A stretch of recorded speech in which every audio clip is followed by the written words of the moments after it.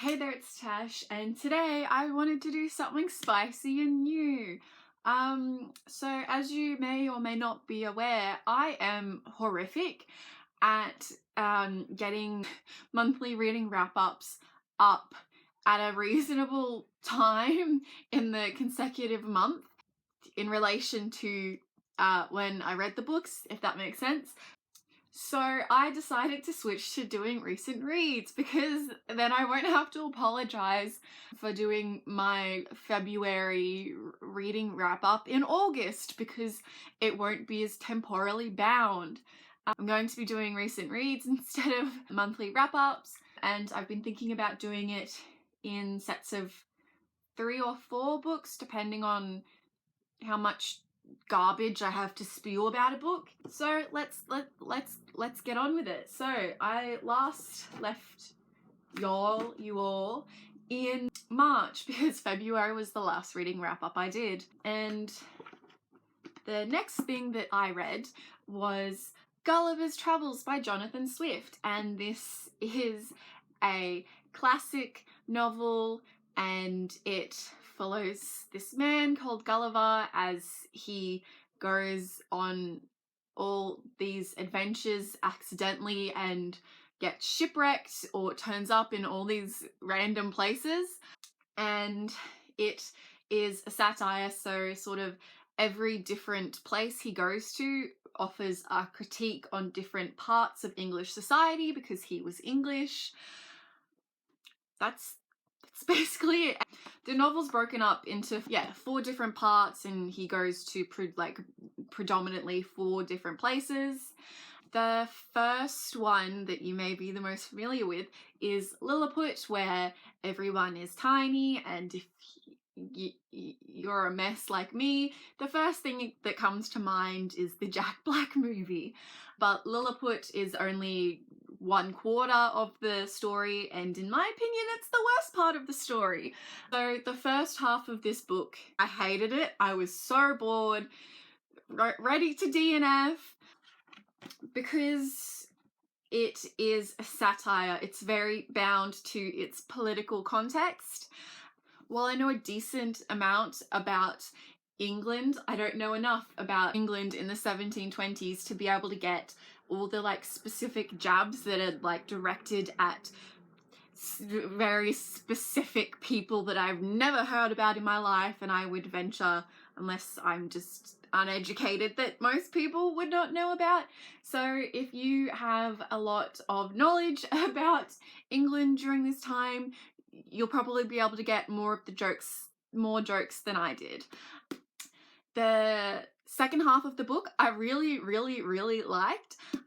So if you are interested in reading this and you're not having a good time with the first half, maybe jump to the second half and see what's what, because he starts to critique more observable things. So in part 3, he critiques science and sort of the intellectual class being very distant from, the working class and the people that they're ruling over, and critiquing their concerns with things that aren't relevant to the problems that a majority of the people are having. So, that's something that's recognizable. And he critiques very specifically the Scientific Institute in England at that time, and there's lots of nice contextual clues that connects it to actual experiments that happened. And then part 4 is concerned with sort of Enlightenment detached thinking, and racism and colonialism and non-spawn. But this edition, I got the Norton Critical Edition. It's kind of expensive. This one was like $30, but I think it's worth it because it comes with a lot of extra goodies. It has the book, obviously. It has context and criticisms from the time, and scholarship from our time. And if you do read this, you really want a book that comes with footnotes that sort of explains a lot of the jabs and the links to the context if you don't know much about the context. And the next thing I read was Frankenstein by Mary Shelley, and again I have the Norton Critical Edition, which I again would really recommend. This one was $25. So, I mean, most of you probably know what Frankenstein is about. This, you know, young scientist creates a monster out of dead bodies and brings it to life, and he sort of needs to deal with the repercussions of that. And I was going to put out my interpretation of the book, but there are so many interpretations of the book, and I think that's why this has so much longevity, because it is so rich for analysis. Also, just another note, I read the 1818 edition because there are two different sort of texts of Frankenstein. So there's the 1818 edition and then there's the 1831 edition. I started reading the 1831 edition, but I wanted to read the 1818 edition. I think while this one is more popular and more easy to find, this one was kind of hard to find. Whenever I went into bookstores, it was really hard to find an 1818 edition. And the 1831 edition like never tells you that it's the 1831 edition. I was like Googling the differences and how I could tell which edition was which, and so it was a pain. The reason that I wanted to read the 1818 edition instead of the 1831 edition is because this edition was edited in response to a lot of criticisms that the 1818 edition had. So like critiques from the church and critiques from the people who didn't like its messages. So this one became a lot more conservative and a lot more like overtly opinionated and more overtly condemning of Frankenstein, where this one, it was sort of more up in the air, whatever position you wanted to hold of Frankenstein. And this one was more like deterministic and fatalistic, which when I started reading it, the like fatalism really pissed me off. Like it would end, every chapter was like ending saying like, oh, and this was the start of the end, and oh, if only I had not done this thing, then this horrible thing would never have happened. So yes, that's why I wanted to read this edition. Such a rich text, and it's also like pretty easy to read. Sometimes when you read older texts, the writing style is more convoluted, but this is really readable despite. So Mary Shelley was married to Percy Shelley, who was a romantic poet who I have an irrational hatred of. I think he is a dick, and I hate his dense ass poetry. And while he edited a lot of Mary's writing, even in the 1818 edition, and the original manuscript that's unedited by Percy is sort of lost to us, but we can see a couple of times places where he has made the writing style less accessible and more pointlessly like elevated and stupid, which really pisses me off. But despite Percy Shelley's best efforts, this is still really readable. And I like how when you read this, you can tell that it was written by a woman. It's really concerned with like birth and creation and parenthood and fatherhood and motherhood, and that concern and that interest is so rich and so clear, but without being like explicit and told in your face. So I think that's like a piece of really clever writing. And it's also more loosely concerned with the order of being and the nature of things, which brings me to an anecdote. While I was reading this, I was getting really pissed off because I kept reading into it religious undertones, sort of like with its interest in, you know, the nature of things and the unknowable nature of the world.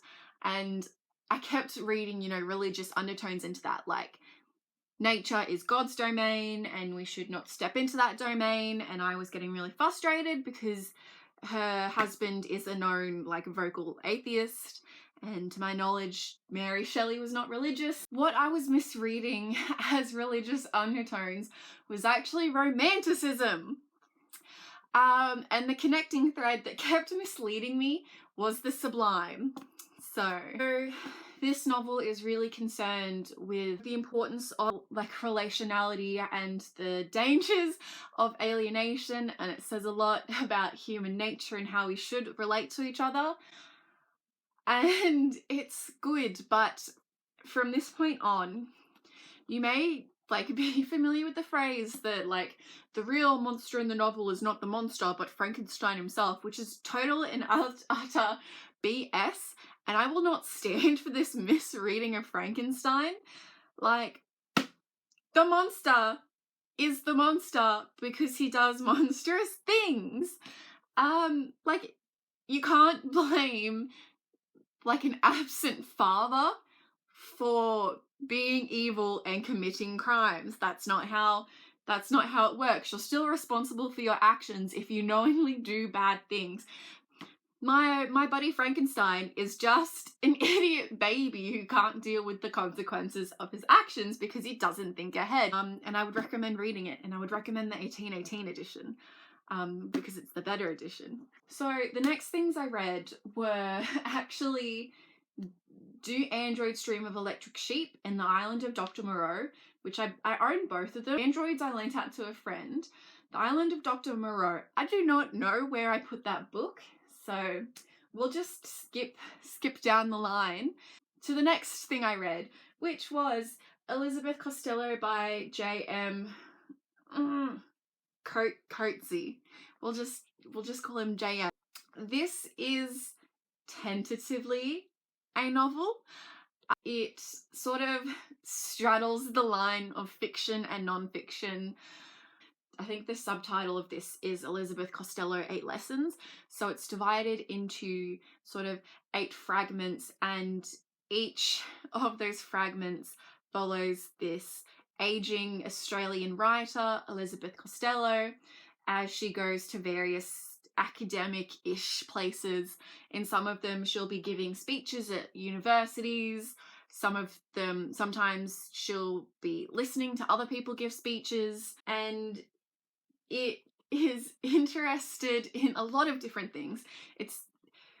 I find it masturbatory because it's sort of interested in the role of a writer and the role of an academic and what it is to be like a public intellectual and what the responsibilities are. And it also puts forward a lot of Costello's and JM's, I want to say philosophical beliefs, but they're beliefs. And a lot of Costello's life really closely echoes JM's life, and a lot of the speeches that Costello gives, JM also gave. So yes. And the reason why I hesitate to say philosophical is because Costello sort of opposes writers and people in the English domain to philosophers. Philosophy has a very strong undercurrent of reason, and Costello wants us to move away from reason into empathy. And sort of the more famous part of this book is The Lives of Animals, which talks about how we should relate to animals and how what we have been doing is bad, and it really wants to elevate the role of animal to be equal to humanity. And there is a likening of like the animal meat industry to genocide, and particularly the Holocaust. How do I feel about this? So one of my biggest problems with this, and the part where I feel most personally attacked, because it is a very controversial novel and it really wants to unsettle your beliefs, and it really sets itself apart and opposed to philosophy. And I really like philosophy. And I hear lots of nonsense by people sometimes saying that philosophy and English, you know, have a very mutually beneficial relationship, but I don't. I feel like the fundamental, like, underlying principles of the disciplines are fundamentally different. Philosophy asks why in very strict, structured, and regulated ways, at least Western philosophy. And English asks why not and is less interested in those strict, like, rational lines of thinking and more interested in possibilities. So while philosophy goes from A to B to C, English is more of Deleuze and Guattari's rhizome with wings, and it's morphing and changing. I'm bad at explaining the rhizome because Deleuze and Guattari are also bad at explaining the rhizome. And I also feel that while English can incite and begin change, philosophy is needed for real change at a more fundamental level. Like, this, while it was interesting and got me started thinking about various things, it didn't have the punch or weight of philosophy to make me completely fundamentally change my viewpoint. A lot of this kind of feels like you're sitting in a lecture, in an English lecture, and the teacher is talking and you're kind of interested, but you know, it's not really particularly convincing and moving. It just kind of flows over your head. This was interesting and I'm glad that I read it. So yes, I think that's all I'm going to talk about in this segment. I hope you enjoyed it, and I hope you have a good one. Goodbye.